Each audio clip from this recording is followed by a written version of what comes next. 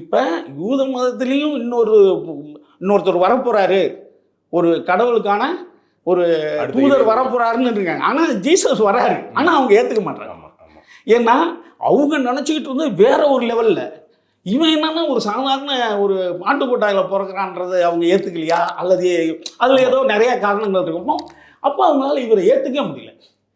ஆனால் இவர் என்ன பண்ணுறாருன்னா, இவங்க அது பெரிய நிறுவனமயமாகிட்டாங்கன்ற மாதிரி தோணுது. அவர் சொன்ன வசனங்கள் தான் என்னுடைய தேவனுடைய கோயில் கொடியோர்களின் கூடாரமாகிவிட்டது, அதில் வச்சு வியாபாரம் பண்ணுறாங்க அப்படின்லாம் போய் அடிக்கிறார், சண்டை போடுறார். அப்போ இவர் என்ன வர்றாங்கன்னா, கடவுளை இவங்க ஒரு ஏஜெண்ட் மாதிரி யாரோ ஒருத்தவங்க வச்சுக்கிட்டு சாதாரண மக்களை ஏமாத்துறாங்கன்னு நினைக்கிறார் அவர்.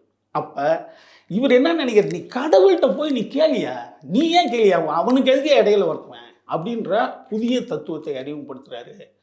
அப்போ அடுத்தது அவர் மன்னிப்பு சொல்கிறாரு. மன்னிப்பு, ஏன்னா அந்த மதத்தில் மன்னிப்பு கிடையாது.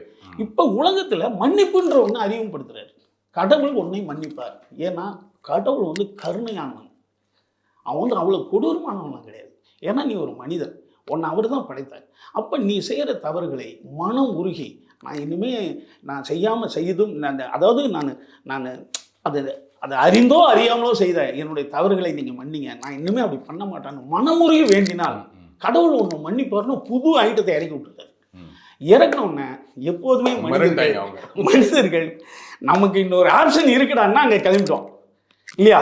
அப்போ என்னன்னா இங்கே மன்னிப்பே கிடையாது, கடவுளுக்கு மன்னிப்பு கொடுக்குறாருன்னு ஒரு புதுசாக சொல்கிறார். அது மட்டும் இல்லாமல் ஏழைகளை, எளியவர்களை, வறியவர்களை அவன் ரொம்ப விரும்புகிறான். எப்போதுமே சூப்பர் பவரில் இருக்கிறவங்க எளியவர்கள் மீது திரும்பினாங்கன்னா அவனை இந்த உலகம் மிகப்பெரிய தலைவன் ஆக்கிடும், கடவுள் ஆக்கிடும்.